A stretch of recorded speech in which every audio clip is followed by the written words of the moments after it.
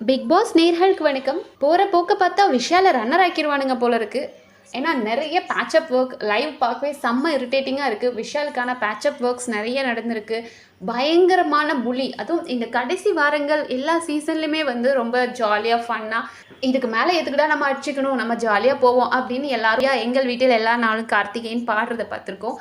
ஆனால் இந்த சீசன் அவ்வளோ நெகட்டிவிட்டி.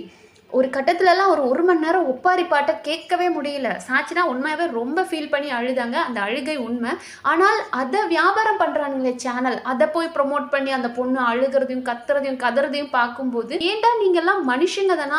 ஒரு பொண்ணு அழுகுது, அந்த பொண்ணோட இமோஷன்ஸை வச்சு பணமாக்குறீங்க அப்படின்போது லிட்ரலாக இந்த பிக் பாஸ் ஷோ நம்மளை மென்டலி ரொம்ப அஃபெக்ட் பண்ணுமோ அப்படின்றது எனக்கு ரொம்ப பயமாக இருந்துச்சு ஆக்சுவலி அதை பார்க்குறதுக்கு.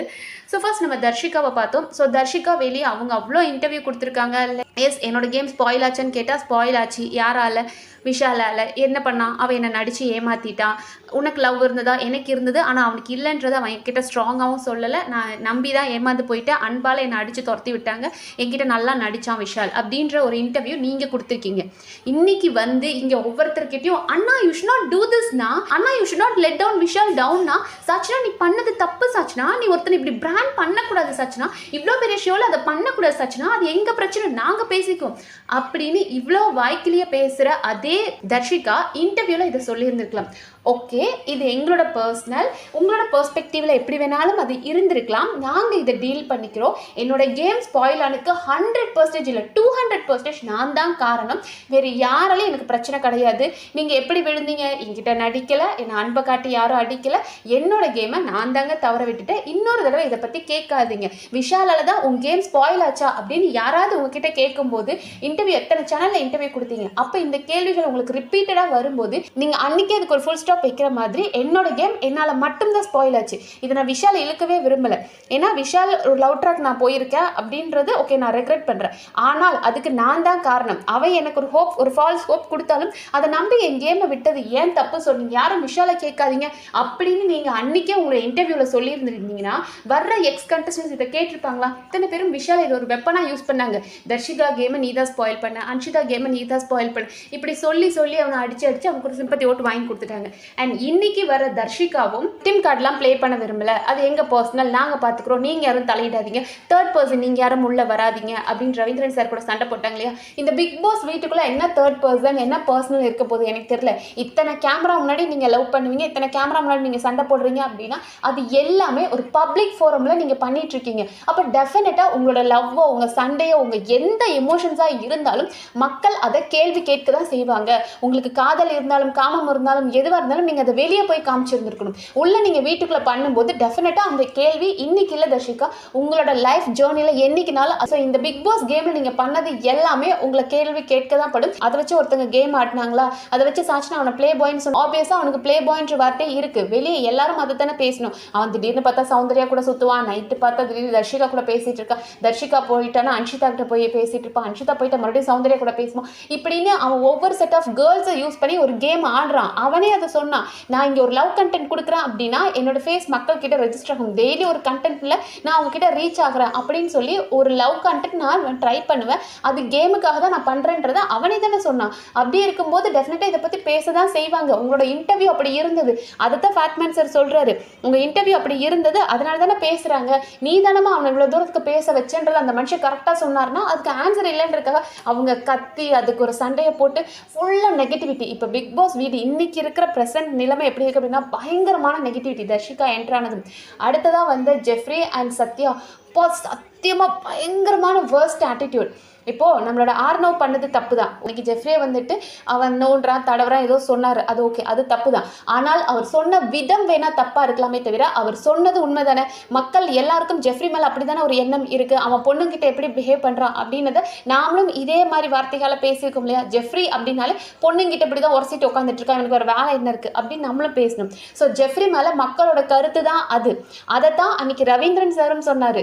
அவன் ஆர்னவ் சொன்னது தப்பாக இருக்கலாம், ஆனால் அவன் ஏன் சொன்னான் சொன்னான்னா மக்களோட கருத்தை தான் அதை சொல்லியிருக்கான் அப்படின்னு அவரும் சொல்லியிருந்தாரு.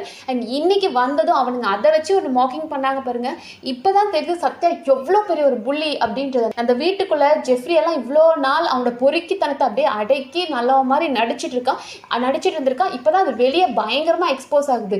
வந்ததுமே வந்துட்டு சத்யாவை ஷர்ட் பட்டன் போடு, சாரி ப்ரோ அப்படின்னு ஆகட்டும், மறுபடியும் ஆர்னாவை வச்சு இவங்க கலாய்ச்சது, அதுக்கு உடனே அந்த வீடே கத்தி சந்தோஷப்பட்டு அது சௌந்தர்யா, விஷால், வர்ஷினி, ஜாக்லின் எல்லாரும் எந்திரிச்சு நின்று அப்படியே ஸ்டாண்டிங் அவேஷன் கொடுக்குறாங்க. கிளாப்ஸ் பண்ணி அவரை கலாய்ச்சி, என்னடா இப்போ இந்த வீட்டுக்குள்ள இவ்வளோ நாள் நீங்கள் கற்றுக்கிட்டீங்க, உங்களுக்கு வர விமர்சனங்களை நீங்கள் எப்படி கடந்து வரணுன்றதை அப்போ நீங்கள் கற்றுக்கவே இல்லை. அன்னைக்கு ஆர்னோ பேசும்போது அத்தனை பேரும் அவரை பேச விடாமல் தடுத்து இங்கே டெக்கோரம் மெயின்டைன் பண்ணணும், இந்த இடத்துல இப்படி பேசக்கூடாது அப்படின்னு சொன்னீங்க. அப்போ ஆர்னோ பேசின வார்த்தை உங்களுக்கு தப்பு இல்லை, ஆர்னோ பேசினதுனால உங்களுக்கு தப்பாக போச்சு. பட் இங்கேயே அதை 2 பேர் வந்து புள்ளி பண்ணிட்டு இருக்கானுங்க. அங்கே ஆர்னோவை தடுத்தது எவ்வளோ அழகாக இருந்துச்சோ அதே மாதிரி இங்கே 2 பேரை தடுக்காமல் பேச விட்டு என்ஜாய் பண்ணி ரசிச்சுட்டு இருந்தீங்களா எல்லாரும்? எப்படி இதெல்லாம் பண்ண முடியுது? அன்னைக்கு தானே சேதுனா வந்து சொன்னாரு, ஆர்னோ பேசினது தப்பா இருக்கலாம், ஆனால் அங்க இருக்கிறவங்க அதை நாகரிகமா கையாண்ட விதம் எனக்கு ரொம்ப பிடிச்சிருந்துச்சு, ஆர்னவை இன்னும் நீங்க கண்டிப்போட சொல்லி இதை நிறுத்தி இருக்கணும் அப்படின்னு சொன்னார். அதே தானே இப்ப அவனுங்க பண்றானுங்க. அப்படியே எந்திரிச்சு நின்று, அதுவும் விஷயம்லாம் மேலே எகிரி குதிச்சு சந்தோஷப்படுறாராம் அவனை கலாய்ச்சதுக்கு. யாரா நீங்க இவ்வளோ கேவலமா கடைசி வர்றவங்களை கூட வன்மத்தை ஹேண்டில் பண்ணிட்டு இருக்கிறீங்க?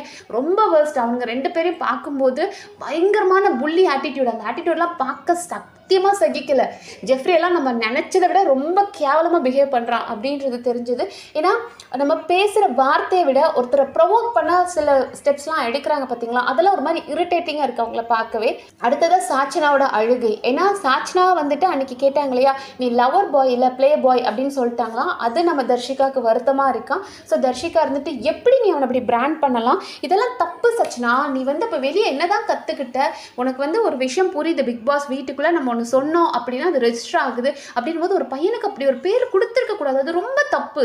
ஏமா 200% நாடக காதல், இதை நீ வெளியே பண்ணியிருந்தனா, வெளியே இவ்வளோ ஸ்ட்ராங்காக நீ சொல்லியிருந்தனா அது எங்களோடது, நாங்கள் பார்த்துக்குறோம், நீங்கள் யாரும் பேசாதீங்க, விஷாலால் என் கேம் ஸ்பாயில் ஆகலை அப்படின்றத நீ 200% கான்ஃபிடென்ட்டோட சொல்லியிருந்தாங்கன்னா யாராவது இங்கே அதை வந்து கேட்டிருப்பாங்களா? அண்ட் மோராவே உங்கள் சாச்சனாவை எப்படி பயம் காட்டிட்டாங்க அப்படின்னா அது தப்பு சச்சனா, நீ பண்ணது ரொம்ப தப்பாக இருந்துச்சு, வெளியே இருந்து பார்க்கும்போது எனக்கு ரொம்ப தப்பானது அப்படின்னு சொன்னதும் அந்த பொண்ணு உடனே ஒப்பாரி வைக்கிது. அப்பா, ஏன்னா அவங்க நிறைய மென்டலி அஃபெக்ட் ஆயிருக்காங்கன்னு தெரியுது.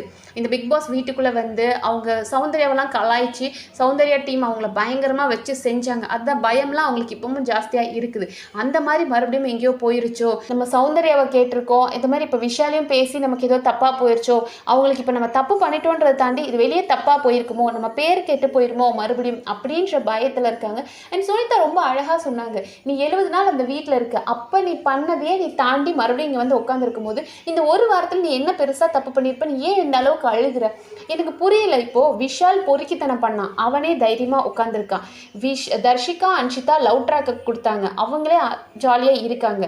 அந்த ஜெஃப்ரி பொறுக்கி அவனை பொண்ணுங்கிட்ட அவன் எப்படி பிஹேவ் பண்ணுறான், நம்மளே மக்கள் எவ்வளோ அவனை கேவலமாக கழுகி ஊற்றிருக்கோன்றது எல்லாருக்கும் தெரியும். அப்படிப்பட்டவனே அவன் என்னமோ பெரிய தெனாவட்டை வந்து கலாய்ச்சிட்டு இருக்கான். அதாவது இந்த சத்யா, ஜெஃப்ரி இவங்கெல்லாம் வந்து ரொம்ப தெனாவட்டை, ஹே மாப்பிள்ள மச்சான் வாடா பார்த்துக்கலாம் அப்படின்னு ஓவர் கான்ஃபிடென்ஸில் பேசுறதுக்கு காரணம் என்ன அப்படின்னா, வெளியே அடி வாங்கினாலும் உள்ள நான் கெத்துடா, அப்படிலாம் இல்லையே, நாங்களாம் செம்மையாக ஃபன் பண்ணிட்டு இருக்கோம், போட்டா பேசுகிறோம் பேசிட்டு போனோம் அப்படிதான் அப்படின்ற மாதிரி ரொம்ப கான்ஃபிடென்ட்டாக இதை ஹேண்டில் பண்ணிட்டோம், எங்களுக்கு எந்த தப்பு, நாங்கள் தப்பே பண்ணாலும் அப்போ தான் நாங்கள் பயப்படணும் அப்படின்ற மாதிரி இதில் எடுத்துகிட்டு போயிட்டு இருக்காங்க. ஸோ தப்பு பண்ண அவங்களே இந்த அளவுக்கு எடுத்துட்டு போகும்போது சாச்சனா என்ன தப்பு பண்ணாங்க? ஏதாவது லவ் கண்டென்ட் கொடுத்தாங்களா? கிடையாது. இல்லை லூஸ் டாக்ஸ், இப்போ நம்ம ஆர்னவ், ஜெஃப்ரி இவங்களாம் எப்படி லூஸ் டாக்ஸ் விடுறாங்க, அந்த மாதிரி லூஸ் டாக் விட்டாங்களா? கிடையாது. தப்பு பண்ணவன மக்கள் பார்வையில் விஷால் தப்பாக இருக்காரு, அந்த வதைத்தான் நீங்களும் சொன்னீங்க. அதுக்கு எதுக்கு நீங்கள் இந்த அளவுக்கு அழுகணும் அப்படின்னு தெரியல. என்ன அழுகுன்றீங்க? ஒரு கட்டத்தில் நமக்கே பயமாயிடுச்சு, இந்த அளவுக்கு டிப்ரெஷன் ஆக்கிருமா இந்த ஷோ அப்படின்ற மாதிரி. பட் அந்த சேனல் அவ்வளோ டைம் காட்டுறாங்க, அந்த பொண்ணு அழுகுது, விஷாலை கட்டி பிடிச்சி, அண்ணன் நான் அப்படி நினச்சி பேசலண்ணே, எனக்கு வெளியே பயமாக இருக்குன்னு அப்படி கட்டி பிடிச்சி அழுகுது. ஸோ பார்க்குற மனநிலை எப்படி ஆகும் அப்படின்னா, ஓ விஷால் தப்பு பண்ணலை போல இருக்கு, தேவையில்லாமல் சாச்சனா தான் அவனை வந்துட்டு ப்ளே பாய்ன்னு பிராண்ட் பண்ணிட்டா, இப்போ அவளே அவள் தப்பை உணர்ந்துட்டா அப்படின்றதுக்காக தான் அதை நமக்கு ரொம்ப நேரம் காட்டுறாங்க. அந்த பொண்ணோட அழுகை, அந்த பொண்ணோட மன்னிப்பு, ஒரு பக்கம் தர்ஷிகா நீ பண்ணது தப்புன்றாங்க, இன்னொரு பக்கம் நீங்கள் யாரும் இதை விஷயம் பேசக்கூடாது, விஷாலை நீங்கள் அப்படிலாம் பேசக்கூடாது, எங்களோட பிரச்சனையை நாங்கள் பார்த்துக்குறோன்றாங்க. ஸோ எல்லாத்தையுமே கொண்டு வந்து கடைசியாக இப்போ விஷால் ரொம்ப புனிதமானவன், அவன் யார்கிட்டையும் போகலை, அவனை சுற்றி பொண்ணுங்களா வந்துட்டு விஷால் என்ன லவ் பண்ணுங்க, விஷால் என்ன லவ் பண்ணுங்க அப்படின்னு வந்த மாதிரியும் அவர் தான் எல்லாரையும் வேண்டான்னு அவங்களுக்குலாம் அட்வைஸ் பண்ணி அவங்க லைஃப்பை காப்பாற்றின மாதிரியும் ஒரு பெரிய பின்பத்தை கட்டமைச்சிட்டு இருக்காங்க. அப்பா முடியல, லைவ் பார்க்கவே முடியல. ஆனால் எனக்கு ஒரே ஒரு கட்டத்தில் இன்னைக்கு வீட்டை பார்க்கும்போது பாவமாக இருந்தது. யார் அப்படின்னா நம்ம முத்துக்குமரன். ஏன்னா மற்றவங்க எல்லாருக்குமே கேங் இருக்குது. தீபக் இருக்கிற வரைக்குமாவது தீபக் அண்ணா அவங்க 2 பேரும் ஒன்றா இருந்தாங்க. இப்போ பார்த்தோன்னா அந்த புலி கேங்கான சத்யா, விஷால், ஜெஃப்ரி, தர்ஷிகா இவங்கெல்லாம் ஒரு கேங் மாதிரி இருக்காங்க. அதுக்கப்புறம் நம்ம கோவா கேங் அதில் வந்துட்டு ரயான், ஜாக்லின், சௌந்தர்யா, ஜெஃப்ரி இங்கேயும் போவோம் அங்கேயும் போவோம், அவங்க ஒரு கேங்காக இருக்கிறாங்க. அப்புறம் கேர்ள்ஸ் இந்த பவித்ரா, தர்ஷிகா இவங்கெல்லாம் ஒரு கேங்காக இருக்கிறாங்க. பட் நம்மளோட முத்துக்குமரன் மட்டும் ரொம்ப பாவமாக இருக்க மாதிரி இருக்குது. எல்லா கேங்லேயும் போய் அப்படியே கொஞ்ச நேரம் லைட்டாக பேசிட்டு வந்துடுறார். முத்துக்குமரனை பார்க்க மட்டும் தான் பரிதாபமாக இருக்குது. லைவ் பார்க்கவே பிடிக்கல, ஒரு மாதிரி பயங்கர இரிட்டேட்டிங்காக இருக்குது. தயவு செஞ்சு இவங்களெல்லாம் வெளியே அனுப்பிடுங்க பிக் பாஸ். கடைசியாக அந்த 6 பேர் உள்ளே இருந்தால் கூட ஏதாவது கண்டென்ட் இருக்கும் போல இருக்குது. இவங்கள பார்த்தா நமக்கு மன உளைச்சல் ஆகுது. ப்ளீஸ் இனிமேலாவது ஏதாவது இன்ட்ரெஸ்டிங்காக காட்டிங்க அப்படின்னா நல்லாயிருக்குன்ற மாதிரி தான் தோணுது. பார்ப்போம், வேறு ஏதாவது இன்ட்ரெஸ்டிங்காக நடந்ததுன்னா நம்ம அடுத்தடுத்த வீடியோவில் பார்க்கலாம். நன்றி.